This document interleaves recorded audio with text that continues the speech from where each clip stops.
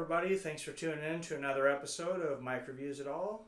Ryan the Savage here with me again as a guest. And me and Ryan were just talking that we think that there's too many damn people on this earth. There are a lot of people. It took me a lot longer to get down here than I planned on. And if there weren't as many people, I'd have gotten here about a half hour earlier. I'm really kind of for figuring out a way to get rid of some of those people. Not to be so morbid, but it's like there's only so many people that can fit on one planet. Yeah, we have a finite amount of resources. We have only so much land. No one's making new land. No one's making more space because who can make more space? Yeah, and unless you got Elon Musk trying to go to Mars and really we're going to colonize Mars in 10 years, that sounds kind of stupid to me, honestly. Or you just Moab the shit out of some other country and decide to build a new one. Well, why don't we just blow up California? I'm not really a big fan of maybe Southern California. I'd say we could take out Southern. Northern California is not terrible. I got some family there too, and they might object. Like I could be like south, everything south of Frisco, maybe.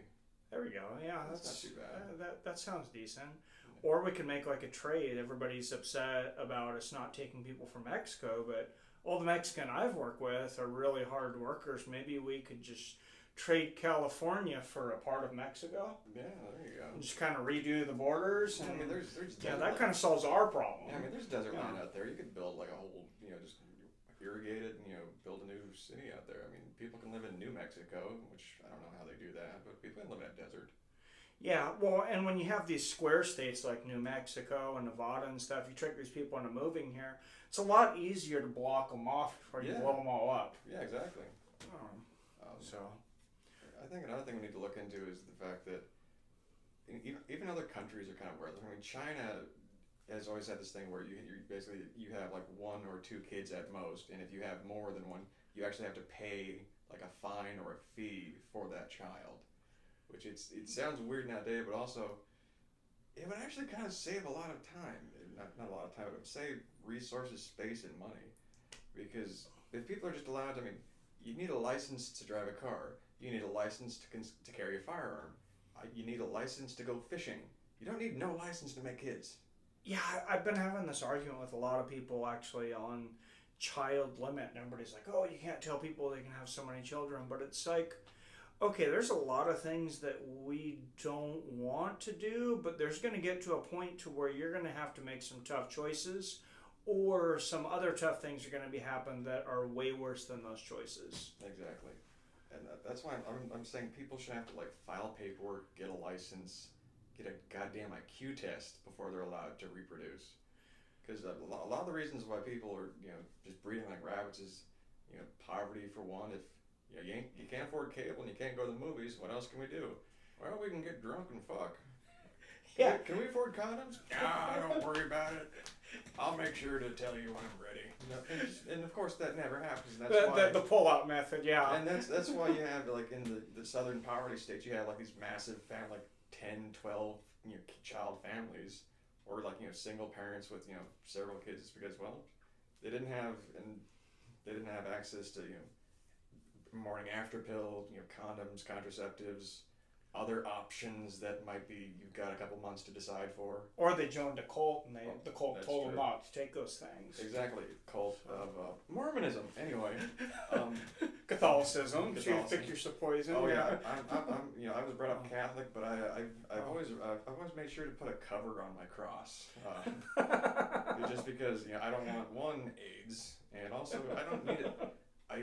My biggest fear in high school was knocking somebody up. So I was like, I'm very selfish, and I'm just gonna be like, no. Where can I set this in a box and say, someone take this and do whatever? Like one of those, they have those safe drop off places like fire stations. Oh yeah. Yeah. I just know. Well, to me, it was a lot less selfish knowing that you didn't want kids yet to not have them. To go out and have kids and say, oh crap, now I got to make this work when you really didn't want to do it. That would be a lot more selfish to me. Yeah. And there's a couple other things I'd like to point out. One, it's a responsibility thing. If you don't have the means, the income, you don't have an apartment of your own, you don't have a car of your own, you don't have a job, you shouldn't just be like, you know what, I'm bored. Well, it costs money to go buy a cat at Petco, but I can just go get knocked up, or we could have a kid. No, it's responsible if, for one, limited resources, limited food, limited space, limited everything. More people means less space for everybody. Less people means more resources, more space available, less strain on public systems, welfare system, food stamps. Not complaining, not yelling at any welfare families or whatever. I've been on food stamps myself. It's helped me out in a bad situation, and I'm not. But it's also My family did growing up too for a short time. But with the current administration, how much longer are we going to have these public aid systems? You don't know. Yeah. Because it could just be cut off like that. And also, even if you get a part-time job, the food stamps you get cut down to like $16 if you make over like if you work up a certain amount more hours. And yeah, you can really feed 8 kids on $16 for certain. Oh yeah. Just head on down to McDonald's, 1 box of fries, a fry each, kids. Yeah.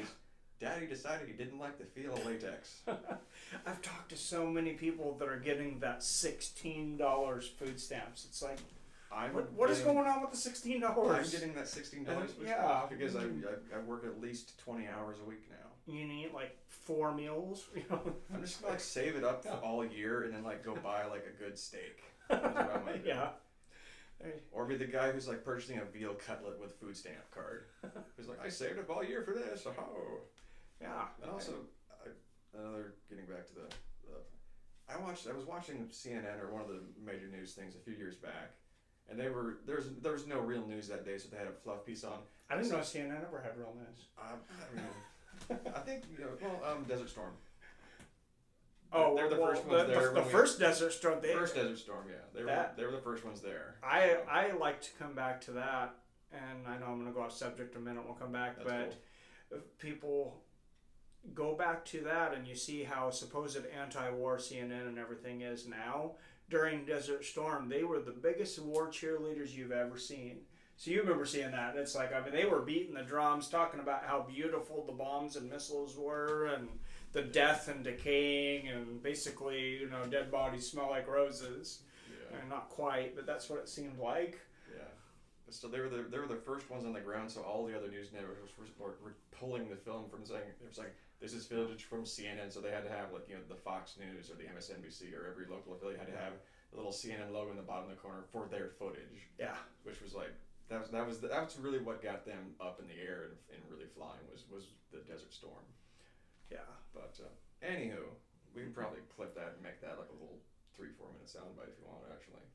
Possibly, yeah. Anyway, a few years back, I was watching a little fluff piece on some news network. I forget which one it was. It was some family in Middle America who were celebrating the birth of their 18th child. Oh my. And I was watching that, and somebody next to me was like, "Oh, isn't that a sweet story?" I just looked up. Are you kidding me? She's had 18 kids. For one, this lady's been pregnant constantly for 20 years, nearly. Yeah. 2, I went on a whole rant about the resources thing to the guy. I was like, imagine how the kids feel. Right? Imagine being the middle child of 18. That just seems so selfish and irresponsible to me. And then imagine being the youngest child of 18. When the last one graduates, you're going to be in a wheelchair. Oh, yeah. And it's like, oh, is those your grandparents? No, that's my parents. They had me when they were 57. It's just ridiculous. He looked at me like I was a monster. Like, oh, it's a beautiful thing. Somebody had a baby born. I was like, yeah, you know what? It's not exactly a miracle. No. You ever watched one of the health channel thing? It's not a miracle. It's a horror. It looks like a train wreck gone. Oh, yeah. Yeah. I mean, it's nothing against the miracle of life, and every life is precious, But, yeah, no. When you have 18 kids, you're just... there should be a limit. You should be able to throw some of those back. Yeah. No, I'm like I said, I'm good with 2.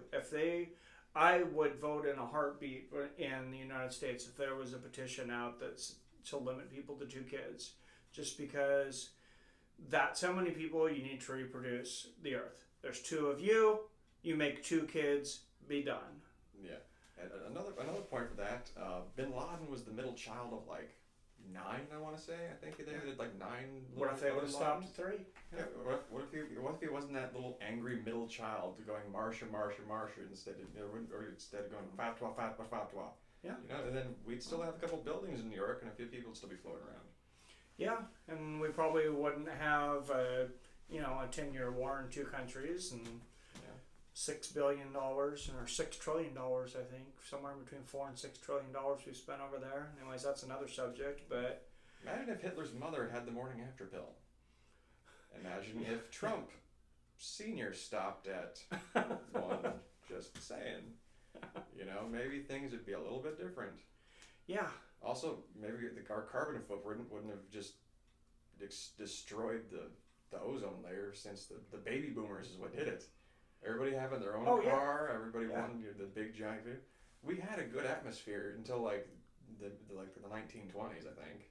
yeah. And then the boomers arrived in the 40s, 50s, 60s, and we did as much damage as like 90 volcanoes in 50 years. Oh yeah. Well, here's another thing. An idea I had the other day, and a couple of people that I talked to didn't think it was a very good idea either. But you want to talk about tax breaks that benefit things? Everybody I talk to lives in one city, and they work in another. Do you work in the city you live in? No, I don't either. I'd like Almost to. no one does. If you live in Everett, you work in Marysville. Yeah. I live in Lake Stevens, I work in Marysville. People that work in Marysville live in Everett. What if you were to give somebody, if somebody gave you a 25% tax break to work in the city you live in? That sounds like a pretty good incentive to me. I'd go for that. You'd have so much less traffic and people on the road. People are like, oh, it's still the same amount of people. Yeah, but if you're only driving 2 miles a day as opposed to 50, Yeah. that's a huge difference, and it's a huge emission difference. I'm commuting about 65 miles round trip every day I go to work. Oh, wow. Well, it's about That's a lot. Stanwood to Mount Vernon's about like 30 miles, plus all the side streets I got to go through to get to where I need to Yeah. go. And then round trip I got to go the same way back, even Oh, hitting the man. freeway. Oh, That's man. takes me We like we should just start one of those massage parlors in Everett. You wouldn't have to travel near as far. I don't have these nice hands for that. Oh, no, I wasn't talking about us doing the Oh, massages, okay. but Sure. yeah. No, but yeah, less people, less stupid people. That'd be nice. That would be cool. And just common sense. If you're not ready to have a kid, don't have a kid. If you don't have the means or the mental clarity, don't have a kid. Yeah, and maybe more Dexters out there. You ever watch Dexter? Yeah. Oh yeah. Somebody that just like clean up the child molesters and the murderers. And once you get to like 8 million, 8 billion people, I say you start killing all the rapists too. Yeah, I mean, or at least why not? castrate them so they can't do it again. Yeah. I mean, I guess it's like a case by case basis. I don't see how people sympathize with child molesters. I just don't understand that. And if you take another life, I'm just not really sure what the big deal is about taking that person's life. I think that would be on a circumstance thing, like per se self-defense. I mean, if you're like psycho and just pop someone in the back of the head like with a nail gun. Well, yeah, I'm talking about first degree murder or multiple first degree murders. Or like Walt Whitman or shoot up your school or yeah. Not Walt Whitman the poet. No, what am I thinking of? No. Hold on. No Whitman. The guy in the '60s who climbed the Texas A&M clock tower and just started firing into the crowd. Oh yeah, I think his last name was Whitman, but I can't remember. Mark his Whitman first name. maybe. I don't know. Probably Marcus Whitman. There's a Marcus Whitman hotel in Walla Walla that's really tall. Oh, right. I don't. Maybe they named it after him. No, Could be. no, they didn't. I'm sure they didn't. But I could write. that would be kind of funny in a demented way. But yeah. If someone knows the name, leave it in the comments below. Yeah. Please, everybody comment. Everybody like, subscribe. Give us your feedback. It really helps us get better. Helps us move our videos up in the search engine optimization. And yeah, any suggestions you have to make us better, that would be awesome. Thanks for tuning in to another episode.